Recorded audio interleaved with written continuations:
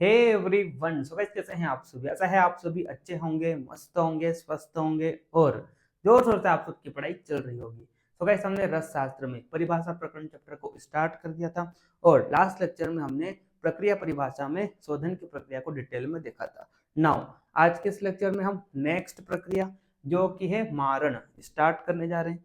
Most important topic है, यहाँ से आपके फाइनल यूनिवर्सिटी एग्जाम में 5 मार्क्स का शॉर्ट आंसर क्वेश्चन पूछा जा सकता है और इस टॉपिक से 10 मार्क्स का लॉन्ग आंसर क्वेश्चन भी पूछा जा सकता है। ठीक है, तो ये मोस्ट इंपॉर्टेंट टॉपिक है। आज के इस लेक्चर में हम देखेंगे कि मारण क्या होता है, मारण का क्या महत्व है। ठीक है, साथ में हम समझेंगे कि what are the steps of मारण, यानी कि मारण कैसे किया जाता है ना। और लास्ट में हम देखेंगे कि कितने प्रकार के मारण होते हैं। ठीक, तो चलिए टाइम को ज़्यादा वेस्ट न करते हुए आज का हमारा जो टॉपिक है इसे हम स्टार्ट करते हैं। ठीक, तो सबसे पहले हम समझते हैं मारण का कॉन्सेप्ट क्या होता है। मारण, ठीक है, तो अगर हम एक सिंपल डेफिनेशन की बात करें मारण की, तो मारण क्या है? मारण क्या है? It is the process, it is the process in which solid metal or mineral convert into भस्म। ठीक है, तो मारण क्या है? मारण एक तरह की ऐसी प्रोसेस है जिसमें जिसमें सॉलिड मेटल या मिनरल को भस्म में कन्वर्ट किया जाता है। किसके द्वारा? किसके द्वारा? मारण की प्रोसेस के द्वारा। ठीक है, भस्म, भस्म मतलब क्या होता है कि यहाँ पर ये जो लार्ज सॉलिड मेटल या मिनरल के पार्टिकल्स है, तो इनको किसमें कन्वर्ट कर दिया जाता है? इनको फाइन पार्टिकल्स में कन्वर्ट कर दिया जाता है। ऐसा क्यों करते हैं? ऐसा क्यों करते हैं? जैसे कि फॉर एग्जांपल अगर हम स्वर्ण की बात करें, है ना, फॉर एग्जांपल अगर हम स्वर्ण की बात करें, ठीक है, तो ये क्या है? This are the particle of स्वर्ण। ठीक है, तो आप इस स्वर्ण को, है ना, इस स्वर्ण धातु को, इस स्वर्ण धातु के जो लार्ज पार्टिकल है इनको आप डायरेक्टली कंज्यूम नहीं कर सकते। ठीक है, तो क्या किया जाता है? क्या किया जाता है? सबसे पहले ये जो स्वर्ण के लार्ज पार्टिकल है इनको मारण प्रोसेस के द्वारा, मारण प्रोसेस के द्वारा इनको किसमें कन्वर्ट कर दिया जाता है? स्वर्ण भस्म में कन्वर्ट कर दिया जाता है। ठीक है, किसमें कन्वर्ट कर दिया जाता है? स्वर्ण भस्म में।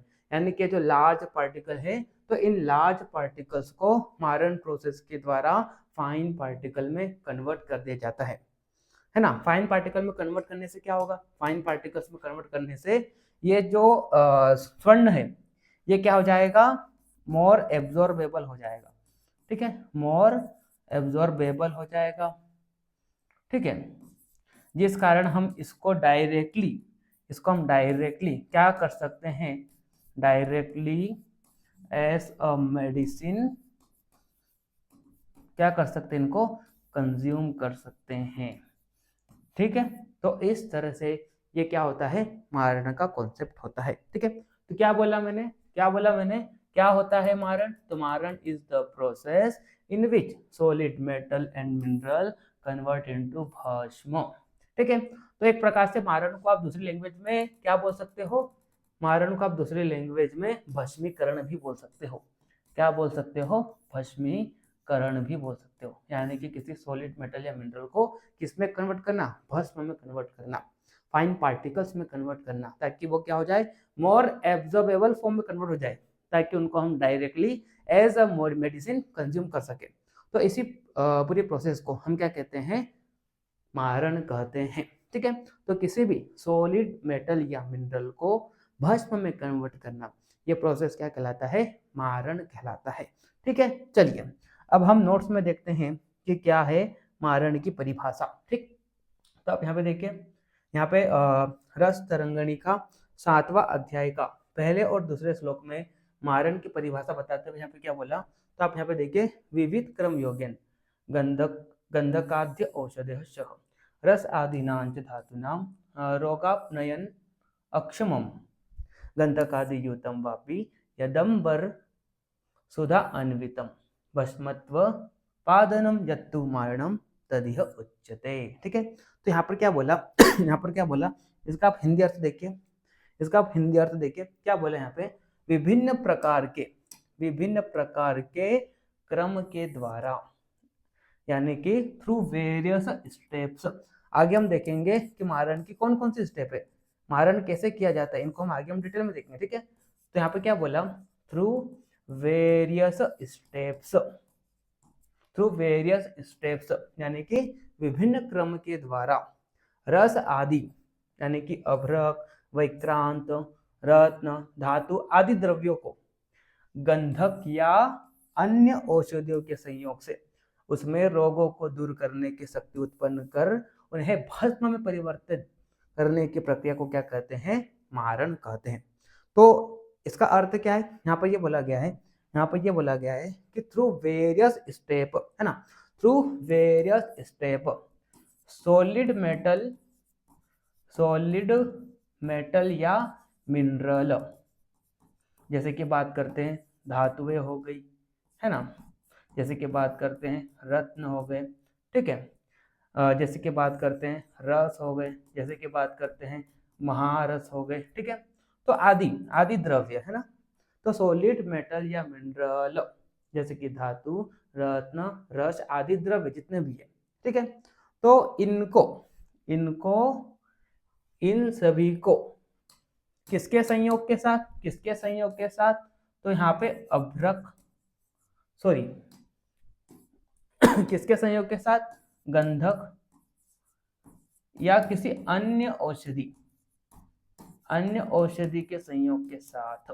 ठीक है, अब ये क्या है, ये एक्स्ट्रा है, अगर आपको संयोग कराना है तो कराइए, वरना नहीं कराएंगे तब भी चलाएगा। ठीक है, किसी भी द्रव्य में इनका संयोग इसलिए कर देते हैं ताकि जो आप भस्म बनाएंगे तो उसमें क्या हो, औषधि गुण और अधिक हो, इसलिए यहाँ पे जो द्रव्य होते हैं जिसका आप भस्मीकरण कर रहे हो तो उसके साथ साथ गंधक या कोई अन्य औषधि को मिला दिया जाता है। क्यों मिला दिया जाता है, ताकि उनकी औषधि गुणवत्ता और बढ़ जाए। ठीक है, तो यहाँ पे क्या बोला, किसी भी धातु, रत्न, रस, महारस आदि को गंधक या किसी अन्य औषधि में मिलाकर, है ना, अन्य औषधि में मिलाकर वेरियस स्टेप्स के थ्रू किसमें कन्वर्ट करना, भस्म में कन्वर्ट करना, ताकि ये जो भस्म है ये क्या हो जाए, कई रोगों को दूर करने में सक्षम हो। यानी कि एक प्रकार से ये जो द्रव्य आपको दिखाई दे रहे, तो इन द्रव्यों को भस्म में कन्वर्ट करके इनमें रोग को दूर करने की शक्ति उत्पन्न करने के प्रोसेस को क्या कहते हैं, मारण कहते हैं। ठीक है, तो देखिए यहाँ पे वही यहाँ पे लिखा हुआ है, क्या बोला है यहाँ पे विभिन्न प्रकार के क्रम के द्वारा रस आदि, जैसे कि बात करते हैं अभ्रक, वैक्रांत, रत्न, धातु आदि द्रव्य को, है ना, ये सारे जो द्रव्य है इन द्रव्यों को किनके साथ मिलाकर, गंधक या अन्य औषधियों के संयोग से उसमें रोगों को दूर करने की शक्ति उत्पन्न कर उन्हें भस्म में परिवर्तन करने की प्रक्रिया को क्या कहते हैं, मारण कहते हैं। ठीक है, एक बार फिर आपको यहाँ पे समझाता हूँ। तो यहाँ पे क्या बोला गया, यहाँ पे ये बोला गया है कि सॉलिड मेटल या मिनरल को किसके साथ मिलाकर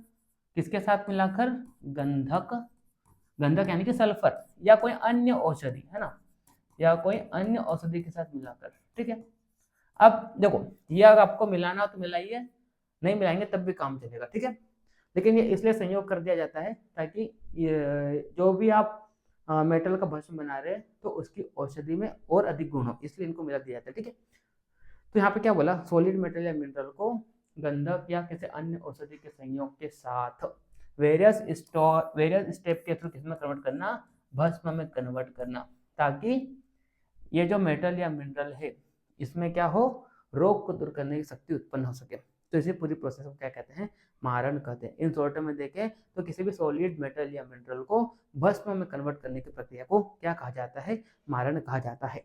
ठीक है, चलिए फिर आगे बढ़ते हैं, है ना।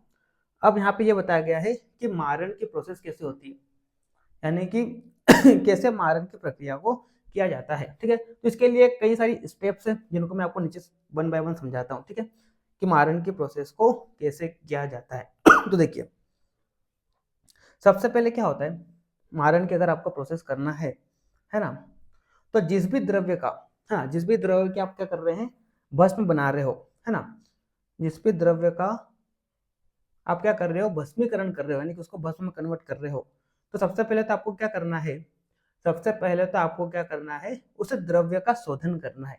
जैसे कि फॉर एग्जांपल हमको क्या करना है, ये जो स्वर्ण धातु है इसको किस में कन्वर्ट करना है, स्वर्ण भस्म में कन्वर्ट करना है। ठीक है, किसके द्वारा, मारण प्रोसेस के द्वारा, क्योंकि मारण के द्वारा ही क्या होता है, किसी भी धातु को किसमें कन्वर्ट किया जाता है, भस्म में कन्वर्ट किया जाता है। ठीक है, तो इसके लिए कई सारी स्टेप्स है ना। तो सबसे पहली स्टेप में क्या होगा, सबसे पहली स्टेप में क्या होगा, स्टेप वन में आपको क्या करना है, सबसे पहले स्वर्ण का शोधन करना है आपको, है ना, क्या करना है, स्वर्ण का शोधन करना है। स्वर्ण का शोधन यानी कि इसका प्यूरिफिकेशन करना है, यानी कि इसमें जितने भी मल है उसको आपको क्या करना है, हटाना है। ठीक है, तो इस प्रकार से आपने क्या कर दिया, स्वर्ण में जितनी भी इम्प्योरिटीज है तो उसको आपने क्या कर दिया, प्यूरिफाई कर दिया, यानी कि उसको एक प्रकार से शोधन कर दिया। ठीक है, अब दूसरी स्टेप में आपको क्या करना है, स्टेप टू में आपको क्या करना है, ये जो शोधित द्रव्य है ना, शोधित द्रव्य जो है इसके आपको क्या करना है, भावना देना है। मैंने आपको शोधन में लास्ट लेक्चर में डिटेल में आपको बताया था कि भावना कैसे देते हैं, एक बार फिर आप देख लीजिए यहाँ पे भावना कैसे देते हैं। भावना का मतलब क्या होता है, तो किसी भी सॉलिड, है ना, किसी भी सॉलिड मेटल या मिनरल को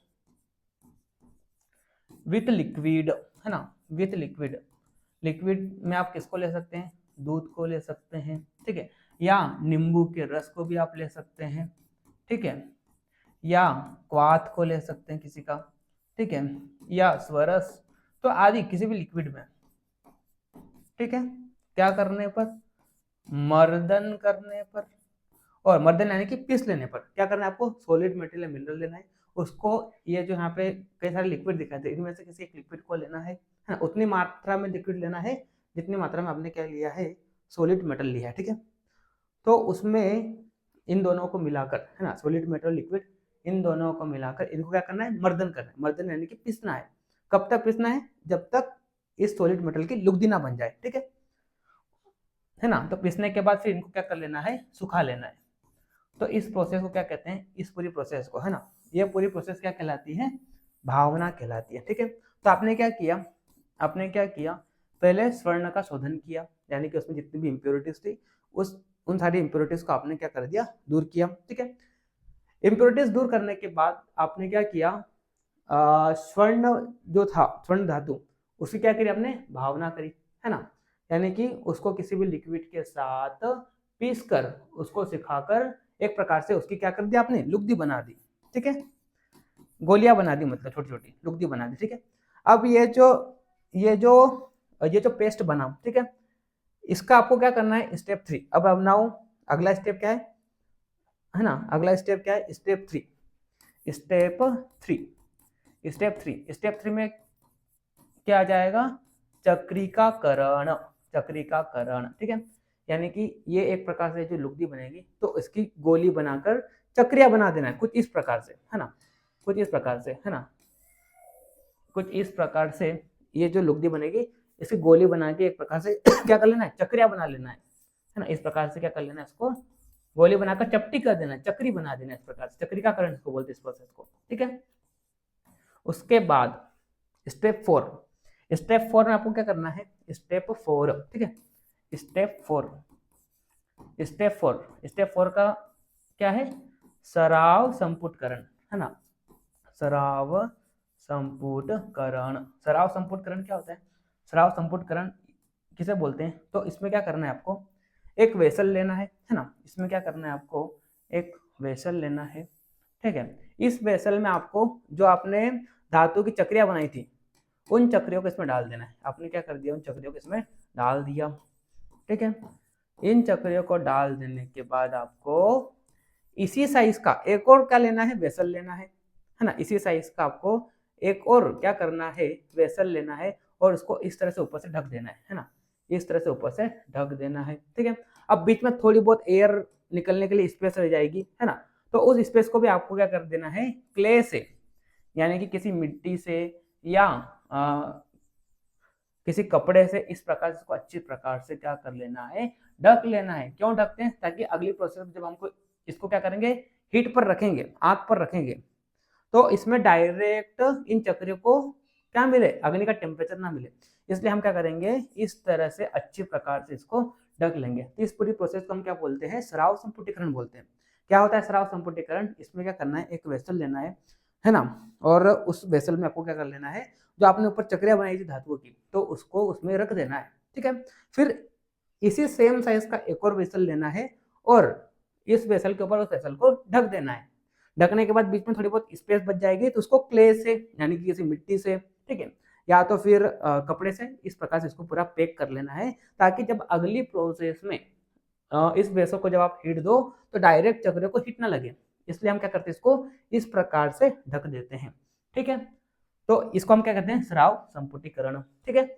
ये क्या हो गई आपकी स्टेप 4 हो गई, ठीक। अब स्टेप 5 में आपको क्या करना है, स्टेप 5 है ना, स्टेप 5 में आपको क्या करना है, ये जो सराव है इसको क्या करना है, हीट देना है ना। अलग अलग द्रव्य के लिए अग्नि का अलग अलग क्या बताया है, परिमाण बताया, यानी कितनी अग्नि देना है वो अलग अलग द्रव्यों के लिए अलग अलग है, ठीक है। तो इस प्रकार से जो भी द्रव्य है, जो भी धातु है, उसके अनुसार आपको क्या करना है, इस सराव को हीट करना है ना। तो हीट करने पर अंदर की जो चक्रिया है वो किस में कन्वर्ट हो जाएगी, भस्म में कन्वर्ट हो जाएगी, ठीक है। तो इस प्रकार से आपको क्या करना है, मारण की प्रक्रिया करना है। तो क्या करना है, एक बार फिर इसको समझ लीजिए। स्टेप 1 में आपको क्या करना है, जिस भी द्रव्य का आप भस्म बना रहे हैं तो उस द्रव्य का शोधन करना है, ठीक है। स्टेप 2 में आपको क्या करना है, स्टेप टू में शोधित द्रव्य की आपको क्या करना है, भावना देनी है, ठीक है। स्टेप 3 में आपको क्या करना है, चक्रिकाकरण, यानी कि उस भावित द्रव्य की चक्रिया बनाना है, जिसको हम क्या कहते हैं, चक्रिकाकरण बोलते हैं, ठीक है। फिर इस चक्रियों को किसमें रखना है, स्राव में रखना है, जिसको हम क्या कहते हैं, स्राव संपुटीकरण। कैसे करते हैं वो मैंने आपको ऊपर बताया अभी, ठीक है, स्राव संपुटीकरण, ठीक। उसके बाद स्टेप 5 में आपको क्या करना है, इस सराव को हीट देना है। तो हीट देना, और अलग अलग धातु के लिए अलग अलग मात्रा बताई गई है कि कितनी हीट देना है, ठीक है। तो इस तरह से ये सारी स्टेप करने के बाद वो जो द्रव्य है, जो भी आपने लिया है, तो वो किस में कन्वर्ट हो जाएगा, भस्म में कन्वर्ट हो जाएगा। किस में कन्वर्ट हो जाएगा, भस्म में, ठीक है। तो इसी पूरी प्रोसेस को क्या कहते हैं, मारण या भस्मीकरण कहते हैं, ठीक। चलिए एक एग्जाम्पल के थ्रू आप समझिए, ऊपर एक और एग्जाम्पल के थ्रू इसको समझिए, है ना, कि कैसे आपको मारण की प्रोसेस को करना है, ठीक। तो यहाँ पे देखिए, ये इस पिक्चर में देखिए आप, है ना, इस पिक्चर में देखिए, यहाँ पर मैं पेरोजक का मारण का प्रोसेस लेकर आया हूँ, है ना।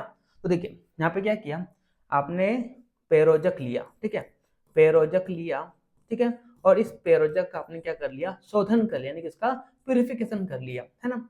अब इस पेरोजक की औषधि गुणवत्ता को और बढ़ाने के लिए यहाँ पे इन्होंने क्या लिया, गंधक भी लिया साथ में। मैंने आपको बताया था ना कि जिस भी धातु का आपको क्या करना है, भस्मीकरण करना है, अगर उसकी औषधि गुणवत्ता को और अधिक बढ़ाना चाहते हैं, उसमें क्या करना है, आपको गंधक या किसी अन्य औषधि का संयोग कर देना है, फिर उसका क्या करना है, भस्म बनाना है। तो क्या हो जाएगा, इससे औषधि गुणवत्ता और अधिक होगी उसमें, ठीक है। तो यहाँ पर ऐसा ही किया गया है, पेरोजक लिया, पेरोजक का शोधन किया, अब इसकी औषधि गुणवत्ता को बढ़ाने के लिए यहाँ पर क्या किया, गंधक भी ले लिया, है ना। तो यहाँ पे क्या किया, गंधक का भी शोधन कर दिया, ठीक है। तो इस तरह से दोनों को मिलाकर, है ना, दोनों शोधित द्रव्यों को मिलाने के बाद इन दोनों की नींबू स्वरस के साथ क्या कर दी, भावना दे दी। भावना दे देने के बाद इनकी क्या कर दी, इस तरह से चक्रिया बना दी, है ना। ये इसको क्या कहेंगे अपन, चक्रिकाकरण बोलेंगे, ठीक है, चक्रिकाकरण। चक्रिया बनाने के बाद देखिए यहाँ पे संपुट, है ना, यानी कि एक प्रकार से स्राव संपुटीकरण किया इनका। इन चक्रियों को, ये जो वेसल दिखाई दे रहा है, इसके ऊपर उन्होंने क्या किया, एक जैसा एक और वेसल को ढक दिया, और बीच में जगह बची थी तो उसको इस तरह से क्ले से ढक दिया, ठीक है। ढक देने के बाद हीट पर रखा। आफ्टर फर्स्ट फुट, यानी कि पहली हीटिंग देने पे कुछ इस प्रकार से ये कन्वर्ट हो गया, ठीक है। फिर बार बार हीट देने पर लास्ट में इस प्रकार से भस्म में कन्वर्ट हो जाता है, ठीक है।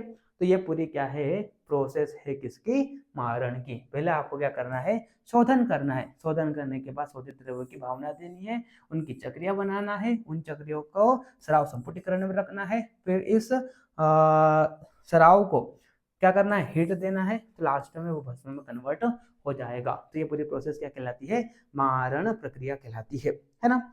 अब आपको कैसे पता चलेगा कि भस्म अच्छे प्रकार से तैयार हो गया है, तो यहाँ पे कई सारी भस्म परीक्षाएं बताई गई है ना।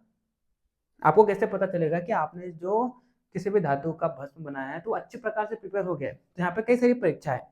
जैसे कि बात करें यहाँ पे देखिए, पहले क्या बोला, रेखा पूर्णत्व। तो रेखा पूर्णत्व में क्या होता है, आपको क्या करना है, भस्म को लेना है अंगूठे और ये जो इंडेक्स फिंगर दिखाई दे रही है इसके बीच में, ठीक है, और थोड़ी देर तक इस तरह से क्या करना है, रब करना है। अगर वो भस्म क्या करती है, आपके अंगूठे की रेखाएं और इंडेक्स फिंगर की रेखाएं को भर देती है, इसका मतलब भस्म अच्छे प्रकार से क्या हो गया है, तैयार हो गया है। इसको क्या कहते हैं, रेखा पूर्णत्व, ठीक है। आगे यहाँ पे क्या बोला, वारितरत्व, है ना। आगे यहाँ पे क्या बोला, वारितरत्व, है ना। वारितरत्व क्या होता है, तो आपको क्या करना है, एक गिलास में पानी लेना है, ठीक है, एक गिलास में क्या करना है, पानी लेना है। पानी लेने के बाद आपने जो भस्म तैयार की है, तो उस भस्म के पाउडर को इस पानी में डालना है ना। अगर ये भस्म का पाउडर ऊपर तैर रहा है, इसका मतलब क्या हो गया है, भस्म अच्छे प्रकार से तैयार हो गई है। अगर वो डूब गया है, इसका मतलब कहीं ना कहीं कमी है, अच्छे प्रकार से भस्म की तैयारी नहीं हुई है, यानी कि उसका निर्माण नहीं हुआ है, ठीक है। आगे यहाँ पे देखिए, चलो इसको आप छोड़िए, आगे मैं नोट्स में देखता हूँ, यहाँ पे और भी परीक्षाएं बताई गई जिससे आप समझ सकते हैं कि कैसे आप पहचानेंगे कि भस्म अच्छे प्रकार से प्रिपेयर हुआ है ना। तो आप देखिए यहाँ पे नोट्स में देखिए, मारण प्रक्रिया यानी कि मारण प्रोसेस, है ना। तो देखिए यहाँ पे पहली स्टेप को यहाँ पे अगेन क्या किया, 3 स्टेप में डिवाइड किया। पहला क्या किया, आपने द्रव्य का शोधन किया। शोधन करने के बाद आपको क्या करना है, शोधित द्रव्य की भावना देनी है। उसके बाद उसका चक्रिकाकरण करना है, यानी कि भावित द्रव्य की चक्रिया बनानी है। फिर उस चक्रियों को सराव संपुटकरण यानी कि एक प्रकार से वेसल में रखना है। फिर उस वेसल का आपको क्या करना है, एप्रोप्रिएट एप्लीकेशन ऑफ हीट यानी कि उसको हीट देना है, ठीक है। उसके बाद फाइनल स्टेप क्या होगा, थर्ड स्टेप जो होगी वो क्या होगी, फाइनल स्टेप होगी, लास्ट स्टेप होगी, जिसमें द्रव्य किसमें कन्वर्ट हो जाएगा, भस्म में कन्वर्ट हो जाएगा, है ना। तो ये जो थर्ड स्टेप है, इसको अगेन यहाँ पे क्या किया है, दो प्रोसेस में डिवाइड किया है। पहला तो आपको क्या करना है, देखो क्या किया हमने, पहले शोधन किया, शोधन करने के बाद उस द्रव्य की भावना दी, भावना देने के बाद उसकी चक्रिया बनाई, चक्रिया देने के बाद उसको सराव संपुटीकरण वेसल में रखा, और वेसल में रखने के बाद उसको हीट दी, है ना। हीट देने के बाद क्या करना है, वो जो पेलेट्स थी, वो जो चक्रिया थी, उनको निकालना है और उसको भस्म में कन्वर्ट कर देना है, ठीक है। अब आपको पता लगाना है कि भस्म अच्छे प्रकार से तैयार हुआ है या नहीं हुआ है, तो इसके लिए कई सारी परीक्षा है। जैसे कि बात करते हैं आयुर्वेदिक पैरामीटर, यानी कि आयुर्वेद में किस तरह से परीक्षा की जाती है भस्म की, तो मैंने आपको ऊपर बताया, नीचे बताया था, वारितर यानी कि गिलास में आपको भस्म को डालना है। अगर वो भस्म तैर रही है, इसका मतलब भस्म अच्छी तरह से क्या हो गया है, तैयार हो गया है। रेखा पूर्णत्व यानी कि आपको क्या करना है, भस्म को अंगूठे और इंडेक्स फिंगर जो दिखाई दे रही है इसके बीच में लेना है, इस तरह से रब करना है। अगर वो भस्म क्या कर रही है, अंगूठे और इंडेक्स फिंगर की रेखाओं को भर पा रही है, इसका मतलब क्या हो गया है, अच्छे तरीके से भस्म का निर्माण हो गया है। फिर यहाँ पे क्या बोला, अपुनर्भाव। अपुनर्भाव का मतलब क्या होता है, तो आपको क्या करना है, जो आपने भस्म तैयार की उसको लेना है और साथ में गुड़ शहद घी, है ना, इनको एक साथ लेकर इनको क्या करना है, हीट करना है। हीट करने के बाद वो भस्म अपनी ओरिजिनल धातु में कन्वर्ट नहीं हो रही है, इसका मतलब अच्छी तरीके से भस्म का निर्माण हो गया है। अपुनर्भाव यानी कि वापस अपने ओरिजिनल धातु में कन्वर्ट नहीं होना। अगर नहीं हो रही है, इसका मतलब अच्छे तरीके से क्या हो गया है, भस्म का निर्माण हो गया है। आगे यहाँ पे क्या बोला, श्लक्षणत्व का मतलब क्या होता है, आपने जो भस्म को तैयार किया उसको हाथ में लेना है। अगर उसका स्पर्श एकदम चिकना है, इसका मतलब अच्छे प्रकार से भस्म का निर्माण हो गया है, ठीक है। और वर्णम का मतलब क्या होता है, किसी भी धातु का जब आप क्या करते हैं, भस्म का निर्माण करते हैं, तो हर एक धातु का अलग अलग क्या होता है, एक वर्ण होता है, यानी कि कलर होता है भस्म तैयार हो जाने के बाद। जैसे कि बात करते हैं स्वर्ण भस्म, अगर आप बनाओगे तो स्वर्ण भस्म का कलर कैसा होता है, ईंट के जैसे लाल रंग का होता है ना।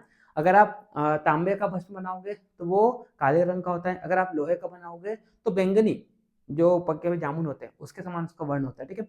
तो इस प्रकार से हर एक धातु की भस्म का अलग अलग रंग होता है ना। तो अगर वही आपको एग्जैक्ट रंग मिल रहा है, इसका मतलब अच्छे तरीके से भस्म का निर्माण हो गया है, ठीक। चलिए फिर आगे बढ़ते हैं, है ना। अब मारण का महत्व क्या है ना। तो मैंने आपको ऑलरेडी बता दिया है कि आप किसी भी धातु के लार्ज पार्टिकल को डायरेक्टली कंज्यूम नहीं कर सकते हैं। तो मारण प्रोसेस के दौरान क्या कर दिया जाता है, उसको फाइन पार्टिकल में कन्वर्ट कर दिया जाता है, ताकि वो आसानी से क्या हो जाए, एब्जॉर्बेबल हो जाए, और उसको हम डायरेक्टली एज अ मेडिसिन यानी कि औषधि के रूप में ले सके। तो अब देखिए यहाँ पे धातु तथा खनिज द्रव्य को उपयोगी औषधि के रूप में परिवर्तित हो, यानी कि कोई भी धातु या खनिज जो होता है वो क्या होता है, उपयोगी औषधि के रूप में परिवर्तन हो जाता है आफ्टर भस्मीकरण। भस्म रूप में परिवर्तन होने के पश्चात ये मोर एब्जॉर्बेबल एंड एसिमिएबल हो जाते हैं, यानी कि आसानी से इनका क्या हो जाता है, बॉडी में एब्जॉर्प्शन या एसिमिलेशन हो जाता है। क्योंकि इनका आसानी से एब्जॉर्प्शन और एसिमिलेशन हो रहा है, तो हम क्या कर सकते हैं, इनको डायरेक्टली औषधि के रूप में ले सकते हैं, है ना। जो धातु या खनिज होती है भस्मीकरण के पहले गुरु होती है, कठिन होती है और रुक्ष होती है। तो आफ्टर भस्मीकरण इनको लघु, मृदु या सुलक्षण बनाया जाता है। द्रव्य की प्रयुक्त मात्रा कम हो जाती है ना। यानी कि भस्मीकरण करने के बाद अगर आप स्मॉल डोज भी लेंगे, है ना, उस द्रव्य का इन द फॉर्म ऑफ भस्म, तो वो क्या करेगा, अच्छे प्रकार से कार्य करेगी, ठीक है। यानी कि एक प्रकार से द्रव्य की जो डोज है वो क्या हो जाता है, कम हो जाता है, और अच्छे प्रकार से वो शीघ्र ही बॉडी में कार्य करती है, ठीक है। चलिए अब आगे बढ़ते हैं, है ना। हाँ, अब देखो मैंने आपको क्या बोला था, सबसे पहले क्या करना है, शोधन। शोधन के बाद क्या करना है, भावना। भावना के बाद चक्रिकाकरण। चक्रिकाकरण के बाद क्या करना है, स्राव संपुटीकरण। फिर आप वो जो स्राव बनाते हैं उसको क्या करना है, हीट देना है। यहाँ पर हीट देने के लिए अलग अलग तरीके बताए गए, जैसे कि यहाँ पे सबसे पहले क्या बोला, अग्निपाक, है ना। तो हांडी आदि में द्रव्य को रखकर उसे चूल्हे पर चढ़ाकर अग्नि प्रदान करने की क्रिया को क्या कहते हैं, अग्निपाक कहते हैं। तो आपको क्या करना है, आपने जो भावना दी है जिस द्रव्य की, तो उस द्रव्य को आपको क्या करना है, हांडी में लेना है और डायरेक्ट उसको क्या करना है, अग्नि प्रदान करना है। इसको क्या कहते हैं, अग्निपाक कहते हैं, ठीक है। और अग्निपाक विधि से तांबे का भस्म और लोहे का भस्म बनाया जाता है ना। अब आगे यहाँ पे क्या बोला, पुटपाक। ये मैंने आपको ऑलरेडी बताया अभी स्टेप के दौरान। मैंने आपको बोला था कि यहाँ पे क्या करते हैं, सराव संपुट का निर्माण करते हैं, यानी कि एक वेसल लेते हैं, है ना, उसमें फिर वो चक्रियों का रखते हैं, फिर दूसरा वेसल सेम साइज का लेते हैं और उस वेसल के ऊपर ढक देते हैं। अगर बीच में स्पेस बचती है तो उसको क्ले से ढक देते हैं या किसी कपड़े से ढक देते हैं, जिसको कहते हैं स्राव संपुटकरण बोलते हैं, ठीक है, या पुटपाक कहते हैं, है ना। और ये नॉर्मली सबसे ज्यादा इसी को यूज किया जाता है, ठीक है। चलिए अग्नि देने के लिए, है ना। उसके बाद कुपी पाक, यहाँ पे क्या करना है, कुपी लेना है, उसमें द्रव्य डालना है और उस कुपी को क्या करना है, अग्नि देना है। तो इसे क्या कहते हैं, कुपी पाक कहते हैं, है ना। भानुपाक की बात करते हैं। भानु, भानु का मतलब क्या होता है, सूर्य की किरणें, ठीक है। तो यहाँ पे क्या किया जाता है, भानुपाक में किसी भी धातु को अग्नि जो है किसके द्वारा दी जाती है, सूर्य की किरणों के द्वारा दी जाती है ना। यानी कि सूर्य की किरणों से क्या करना, धातु को गर्म करना या हीट देना, तो क्या कहलाता है, भानुपाक कहलाता है। और मेनली किसके लिए उपयोग किया जाता है, लोहे की भस्म को बनाने के लिए भानुपाक, यानी कि क्या करते हैं, जो लोहा होता है, लोहा द्रव्य, उसको एक क्वाथ में रखते हैं और उसको सूर्य की किरणों में रख देते हैं। तो सूर्य की किरणों से ही क्या होता है, वो लोहा गर्म हो जाता है। तो इसी को क्या कहते हैं, भानुपाक, यानी कि सूर्य की किरणों से क्या करना, किसी भी द्रव्य को गर्मी देना, हीट देना, ये क्या कहलाता है, भानुपाक कहलाता है, ठीक है। चलिए उसके बाद यहाँ पे श्वांग शीत, इसका मतलब क्या होता है, तो अग्नि में पाक हो जाने के बाद उसके अपने आप ही ठंडा होने देने की क्रिया को श्वांग शीत कहते हैं, है ना। तो आपने क्या किया, आपने द्रव्य को हीट किया, है ना। अब हीट हो जाने के बाद उसका अपने आप ही क्या होना, ठंडा होना, ये प्रोसेस को क्या कहते हैं, स्वांग शीत कहते हैं, ठीक है, स्वांग शीत, ठीक। चलिए अब मारण के प्रकार, है ना। धातु या खनिज के आधार पर कितने प्रकार के मारण होता है, 4 प्रकार के, है ना। अगर आप धातुओं का मारण करें, जैसे कि बात करते हैं लोहा, यानी कि धातुओं को भस्म में कन्वर्ट कर रहे हैं, धातु यानी कि लोहा, तांबा, स्वर्ण, रजत आदि धातु। तो इसे क्या कहेंगे, धातु मारण कहेंगे। अगर आप रत्नों की भस्म बना रहे हैं, जिसकी बात करते हैं हीरा, पन्ना, मणि, नीलम, तो इसे क्या कहेंगे, रत्न मारण कहेंगे। अगर आप किसी खनिज का बना रहे हैं, जिसकी बात करते हैं शंख, सुक्ति, कपर्द, तो इसका क्या कहेंगे, खनिज मारण कहेंगे। अगर आप किसी विष का भस्म बना रहे हैं, जैसे की बात करते हैं हरताल, सोमालम, है ना, ऐसे वैसेले पदार्थों का अगर आप क्या कर रहे हैं, भस्म बना रहे हैं, तो उसे क्या कहेंगे, विष मारण कहेंगे, है ना। मारण की गुणवत्ता के आधार पर अगर देखें तो 4 प्रकार के क्या बताए गए हैं, मारण बताए गए। उत्तम मारण, यानी कि अगर आप क्या करते हैं, पारद के साथ या पारद से बनाई गई भस्म जो होती है वो क्या होती है, बहुत ही ज्यादा शक्तिशाली होती है, और उसे क्या कहा गया है, उत्तम मारण कहा गया है, उत्तम भस्म कहा गया है, ठीक है। यानी कि यहाँ पे ये बोला गया है कि पारद पारद द्रव्य जो है, इससे अगर आप डायरेक्टली क्या कर रहे हैं, भस्म बना रहे हैं, या पारद के साथ संयोग से किसी द्रव्य का क्या कर रहे हैं, भस्म बना रहे हैं, तो एक प्रकार से वो जो भस्म बनेगी वो सबसे ज्यादा क्या होगी, शक्तिशाली होगी। इसे क्या कहेंगे, उत्तम भस्म कहेंगे, ठीक है। मध्यम, यानी कि वनस्पतिक द्रव्यों का प्रयोग करके तैयार की गई भस्म, यानी कि अगर आप क्या कर रहे हो, वनस्पतिक द्रव्यों से क्या कर रहे हो, भस्म का निर्माण कर रहे हो, तो एक प्रकार से क्या होती है, मध्यम गुण वाली भस्म होती है, ठीक है। फिर आगे यहाँ पे क्या बोला, कनिष्ठ, यानी कि गंधक आदि सामान्य द्रव्यों से तैयार की गई भस्म क्या कहलाती है, कनिष्ठ गुण वाली भस्म कहलाती है, ठीक है। अरिलोह जैसी निम्न कोटि की धातुओं से बनाई हुई भस्म क्या कहलाती है, अधम भस्म कहलाती है, या अधम मारण कहलाता है, ठीक है। तो इस तरह से ये क्या है, भस्म के प्रकार है, ठीक है। तो आज के इस लेक्चर में हमने डिटेल में भस्म क्या होता है, कैसे मारण क्या होता है, मारण की प्रक्रिया कैसे करना है, और मारण का क्या महत्व है, एंड मारण कितने प्रकार के होते हैं, इसको हमने देखा। तो आई होप आपको लेक्चर समझ में आया होगा। फिर भी अगर आपको किसी प्रकार का कोई डाउट हो तो मेरा नंबर आप सभी के पास है, आप मेरे को कॉन्टेक्ट कर सकते हैं। मिलते हैं नेक्स्ट लेक्चर में, तब तक के लिए okay bye, see you again.